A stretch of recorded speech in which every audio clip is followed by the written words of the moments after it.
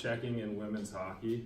So if you ever wanted to get back at somebody or who's getting under your skin in a sporting event, well, I'm here to tell you that you can do that in the great sport of hockey. Not only can you get back at somebody, but it's also a great part of the game that should be implemented. So once you reach the age of 13 to 14, checking becomes legal in boys hockey because the brain has become developed to a point where they can process a game and process getting hit. However, it's not quite the same for women. Checking is not allowed in women's hockey at any level. It doesn't matter if you're a young girl or you're in the Olympics. Checking is prohibited.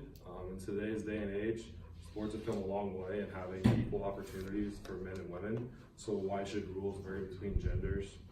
I will explore the simple question of why checking is not allowed in women's hockey.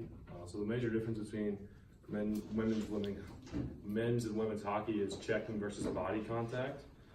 So in an article from medium.com titled "Let Girls Be Girls, Why Body Checking Needs to Be Allowed in Women's Hockey," written by Misha Bennett, she elaborates on the differences by sharing the definition that she found from sportingcharts.com. So the body checking definition states that using one's body to make contact with or hit an opponent. The goal of applying a body check is to separate an opponent from the puck, thus retrieving puck possession. Legal body checks target the body of the opponent. Any hit targeting the head or legs is illegal. Players' feet should not leave the ice when attempting a body check, or else they can be subject to penalties, fines, and/or suspensions. A body check is simply called a hit. The definition for body contact states that contact that occurs between opponents during the normal process of playing the puck, provided there has been no over hip, shoulder, or arm contact to physically force the opponent off the puck.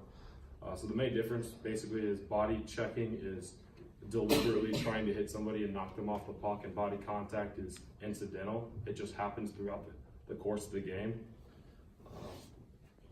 And under these two definitions, it would be very hard for a referee to differentiate in a split second what category contact would fall under, which leads to body checking penalties in women's hockey not being called as often as they should to the true letter of the rule.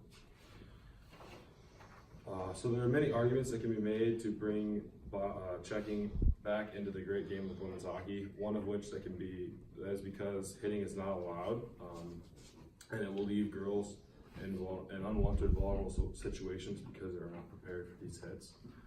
And so in an article titled "Same Game, but Why Are Women Kept in Hockey's Ice Age?" Talks about how in the competitive levels of men's hockey, they're taught how to recognize dangerous situations. Women are not taught these things, either they do not anticipate when a hit may be coming or when they may be vulnerable in the middle of the game. And so they don't know to keep their head up and prevent themselves from getting injured. The fact that checking is not allowed is actually more dangerous than checking itself. This is simply put later in the article. The reality is that a majority of the injuries in girls hockey are happening from incidental contact and are not due to intentional checking. So because they don't think they're going to get hit, when a hit does occur, they're not ready or prepared to take it. So as I just mentioned previously, these girls will continue to be vulnerable unless checking is implemented. So there are some major flaws with no hitting because every referee is different, and a team never knows how the referee's going to call a game. And so in an article from Star Tribune written by Chip Scoggins states that the rules seem open to interpretation in the women's game. Some hits are ignored and some hits get penalized, and you never know which it's going to be. So this makes it a lot harder for women to play freely because they don't know if how hard they play is going to be penalized or not be penalized. Every game girls play, they have to figure out if a ref is going to let them play, or they have to dial it back and have no contact. Later in the article, Scoggins writes about a statement he received from U.S. forward Monique Lemarue-Davidson. She states that the biggest thing that players want is consistently throughout the whole game. If they're going to let it go the whole game. And no matter what sport you're playing or watching, everyone wants there to be consistently throughout the game with the referees, whether it's football, soccer, basketball, hockey, any sport.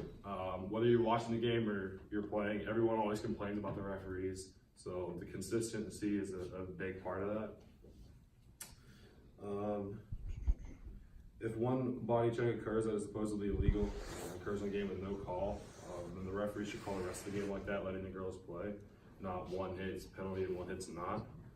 This rule is causing more harm than good in many ways, so why has it not been implemented? Even though there are many reasons why checking should be implemented into women's hockey, the main reason they took it out of the sport was because they wanted to boost participation in women's hockey, and they felt that removing checking would make the sport safer. However, this argument is invalid due to the fact that girls at all levels are getting injured from incidental contact because you're not allowed to check. So as skill is increasing, so is the participation, and leagues are becoming more and more competitive, which would need more checking to make the games closer. So in conclusion, there were some valid arguments to remove checking from the game of women's hockey, but those arguments are archaic.